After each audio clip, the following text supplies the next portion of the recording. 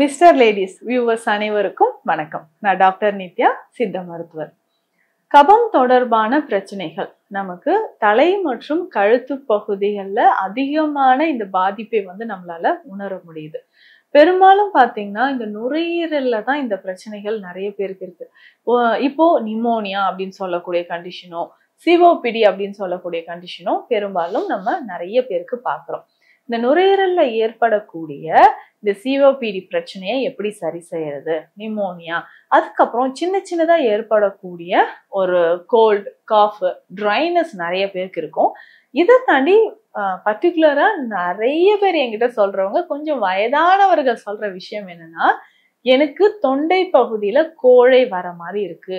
கோழை அப்படின்னு சொல்றது நமக்கு அது சளி கிடையாது, இட்ஸ் எ கலர்லெஸ் ஃப்ளூயிட். அதாவது வெண்மை நிறத்துல ஒரு நல்ல கொழகொழப்பான ஒரு திரவம் நமக்கு தொண்டை பகுதியில செக்ரீட் ஆகுது. இது நிறைய பேருக்கு இருக்கக்கூடிய ஒரு பிரச்சனை. அதிகமாக ஸ்பிட் பண்ணிக்கிட்டே இருப்பாங்க, வெளியில துப்பிக்கிட்டே இருப்பாங்க. காலை நேரத்துல நிறைய வருது. இதனால தொண்டையில அடைக்கிற மாதிரியோ, என்னுடைய குரல் நார்மலா இல்லாத மாதிரியோ இருக்கு அப்படின்னு சொல்லுவாங்க. ஸோ இதை நம்ம கண்ட்ரோல் செய்யறதுக்கு நிறைய விஷயங்கள் இருக்கு. இரவு நேரத்துல தூங்கும் போதும் இந்த கோழை நமக்கு அந்த மூச்சு குழல் அடைக்கும் போது ஒரு வீசிங் வர மாதிரி, மூச்சு திணறல் ஏற்படுற மாதிரி, ரொம்ப டக்குன்னு வேகமா சத்தமா இரும்பிட்டே எந்திரிச்சு உட்கார்றவங்களும் நிறைய பேர் இருக்காங்க. இதை தாண்டி பார்த்தோம்னா நம்ம நுரையீரல் வலிமையாக இருப்பதற்கும் சில வழிமுறைகள் நமக்கு இருக்கு. ஸோ அப்ப அந்த நுரையீரல் வலிமையாக இருப்பதற்கும் இன்ஃபெக்ஷன் திரும்ப திரும்ப ஏற்படாமல் இருப்பதற்கும் நிறைய வழிமுறைகளை நம்ம ஃபாலோ பண்ணும்போது கட்டாயம் நமக்கு இந்த கபம் தொடர்பான பிரச்சனைகள் குணமாகுது. அதிகமான உஷ்ணத்தின் காரணமாகவும் நமக்கு கபம் அப்படின்ற பிரச்சனை ஏற்படுது. ஸோ இந்த கபத்தை குறைப்பதற்கு நம்ம என்னென்ன வழிமுறைகளை செய்யலாம், இல்ல உடல் உஷ்ணத்தினாலையும் கபம் அதை எப்படி நம்ம தீர்க்கலாம், இந்த விஷயம் நம்ம ரொம்ப கவனத்துல வச்சுக்கணும். பொதுவாக தலை பாரம், கண்களை சுத்தி ஒரு வலி இருந்துகிட்டே இருக்கும், மேல் இமை வலி இருக்கும், முன்னேற்றியில வலி இருக்கிறதோ, பின்மண்டை வலி இருக்கிறதோ, பேசும்போதே ஒரு கான்பிடென்ட்டோட பேச முடியலங்க, ரொம்ப மூச்சு அடைக்கிற மாதிரி இருக்கு, அதே மாதிரி பேசும்போது எனக்கு அந்த சளி நாட்பட்டு இருக்கிறதுனால, குரானிக்கா இந்த ரெஸ்பிரேட்டரி ட்ராக் இன்ஃபெக்ஷன் இருக்கிறதுனால பேசும்போதும் எனக்கு அந்த சளியோட ஸ்மெல் நல்லாவே எனக்கு தெரிய ஆரம்பிக்குதுன்னு சொல்லுவாங்க. முக்கியமாக தொண்டை பகுதியில இந்த டான்சிலைட்டிஸ் அப்படின்ற ப்ராப்ளம் திரும்ப திரும்ப ஏற்படும். நம்மளுடைய டான்சில்ஸ் அப்படின்னு சொல்லக்கூடிய விஷயம் ஒரு பிக்கஸ்ட், நம்ம உடல்லயே பார்த்தோம்னா பெரிய லிம்ஃப் நோட். ஏதாவது ஆர்கானிசம் இல்ல கிருமிகள் நம்ம உடல்ல தொற்று ஏற்படாமல் இருக்கிறதுக்கு நமக்கு இருக்கு. இதுலயுமே கபம் ரொம்ப அதிகமாக என்ன ஆகும்னா, சின்ன சின்னதாக அதுல இருந்து ஒரு கற்கள் மாதிரி, ஒரு ஹார்டா இருக்கக்கூடிய ஒரு பொருள் வெண்மை நிறத்துல வெளியில வர மாதிரி இருக்கும். ஸோ இது அதிகமான கபம் இருந்தா சேரக்கூடியது. ஸோ இது சேர சேர கொஞ்ச நாள்ல நமக்கு பாதிப்புகள் அதிகமாகிறதுக்கான வாய்ப்புகள் இருக்கு. அப்போ இந்த கபம் அதிகமாகும் போது நம்மளுடைய நெஞ்சு பகுதியை, நுரையீரலை வலிமையாக்குவதற்கு என்ன செய்யலாம் அப்படின்னு பார்த்தோம்னா, விழுதி அப்படின்னு சொல்லக்கூடிய மூலிகை. இந்த விழுதி மூலிகையோட ஸ்பெஷல் என்னன்னா, எவ்வளவு வெயில் இருந்தாலுமே அதை தாங்கி வளரக்கூடிய, பசுமையாக இருக்கக்கூடிய ஒரு அற்புதமான மூலிகை அப்படின்னு சொல்லலாம். ஸோ இந்த விழுதியை நம்ம மருந்தாக, கற்பமாக பயன்படுத்தும் போது நிறைய மாற்றங்கள் நம்ம உடல்ல தெரிய ஆரம்பிக்கும்.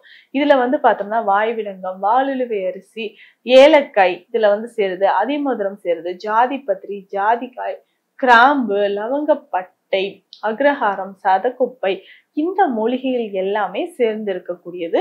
இதுல நம்ம இந்த கற்பமாக இதை பயன்படுத்தும் பொழுது, விழுதியை கற்பமாக பயன்படுத்தும் பொழுது நல்ல ஒரு மாற்றம் நமக்கு கிடைக்க ஆரம்பிக்கும். ஸோ இதனோடு சேர்ந்து இந்த விழுதி கற்பம்னாவே நமக்கே தெரியும், நெய்யோடு சேர்த்தோ இல்ல தேனோடு சேர்த்து சாப்பிடக்கூடிய ஒரு மருந்து. இது உணவுக்கு முன் காலை இரவு 2 வேளையும் பயன்படுத்தும் போது கொஞ்சம் கொஞ்சமாக நமக்கு உடல்ல ஆற்றல் திரும்ப ஆரம்பிக்கும். பொதுவாக பார்த்தோம்னா ஸ்டாமினா குறைவாக இருக்கக்கூடிய, அதாவது நம்மளுக்கு நோய் எதிர்ப்பு சக்தி குறைவாக இருக்கக்கூடிய நபர்களுக்கு தான் இந்த ப்ராப்ளம் ஏற்படும். ஆனா அதாவது நுரையீரல் சம்பந்தப்பட்ட பிரச்சனைகள்.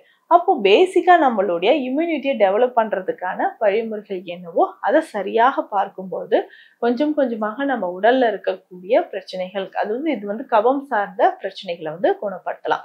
முக்கியமாக பித்தத்தோடு சேர்ந்து இந்த கபம் அதிகரிக்கக்கூடியவங்களும் இன்றைய காலகட்டத்தில் இந்த கிளைமேட்ல நிறைய பேர் இருக்காங்க. என்னன்னா அந்த உடல் உஷ்ணம் அதிகமாகும் பொழுது நமக்கு கோல்டாக மாறுச்சுன்னா அது ஹெட் அண்ட் நெக்ல அதிகமான பாதிப்பை உண்டாக்குது.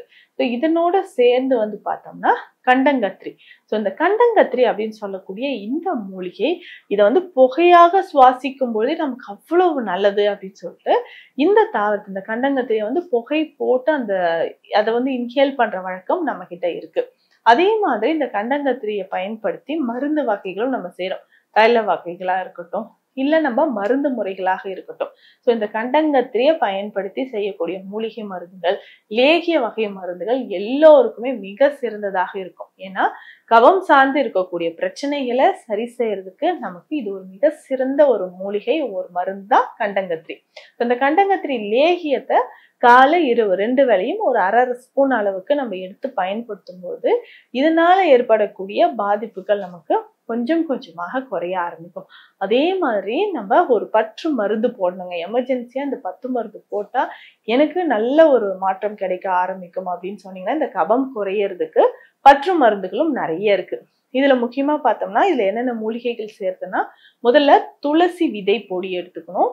இதனோட வசம்பை வந்து நல்லா பொடி பண்ணி எடுத்து வச்சுக்கணும். லேசா வறுத்து தோல் எல்லாம் எடுத்துட்டு அதை பவுடர் பண்ணி இதனோட சேர்த்துக்கணும். ஸோ அதற்கப்புறம் வந்து பார்த்தோம்னா இதுல கஸ்தூரி மஞ்சள், ஓமம் இது எல்லாமே ரொம்ப முக்கியம், கிராம்பு. ஸோ இந்த மூலிகைகள் எல்லாமே ஒன்று சேர்த்து நம்ம கொஞ்சம் வெந்நீர் விட்டு நல்லா குளித்து தலையில முகத்துல எல்லாமே நம்ம பத்து போட்டுக்கிட்டே வரும்பொழுது அதிகமாக இருக்கக்கூடிய சளி தொந்தரவு, தலைவலி, சைனசைட்டிஸ் அப்படின்ற பிரச்சனை நமக்கு கொஞ்சம் கொஞ்சமாக குறைய ஆரம்பிக்கும். ஸோ உணவு முறையில பொறுத்த வரைக்கும் ரொம்ப வந்து கோல்டா இருக்கக்கூடிய உணவுகள், அதுக்கப்புறம் வந்து அசைவ உணவுகள் நிறைய சாப்பிட்றது, ஃப்ரிட்ஜில் வச்சு எடுத்த உணவுகள் சாப்பிட்றது, ஸோ இந்த மாதிரி எளிதில் ஜீரணம் ஆகாத உணவுகளை நம்ம தவிர்க்கிறது ரொம்ப ரொம்ப நல்லது. ஸோ இதே மாதிரி தான் கபம் சார்ந்த பிரச்சனை இருக்கிறவங்களுக்கு, ஏன்னா நிறைய பேர் இன்னும் ஃபீல் பண்றாங்க, என்னங்க சம்மர்ல கோல்டு பிடிச்சிருக்கா அப்படின்லாம் நம்ம கேட்போம். கண்டிப்பாக உஷ்ணம் அதிகமாகும் போது வரக்கூடிய பிரச்சனைகள்ல இதுவும் ஒண்ணு. ஸோ இந்த பதிவில் கபம் அதிகமானால் நம்ம என்ன பண்ணணும், எந்த மாதிரியான சித்த மருத்துவ குறிப்புகளை ஃபாலோ பண்ணணும்னு சொன்ன நிச்சயம் உங்களுக்கு பயனுள்ளதாக இருந்திருக்கும். மீண்டும் அடுத்த பதிவில் சந்திக்கலாம். நன்றி.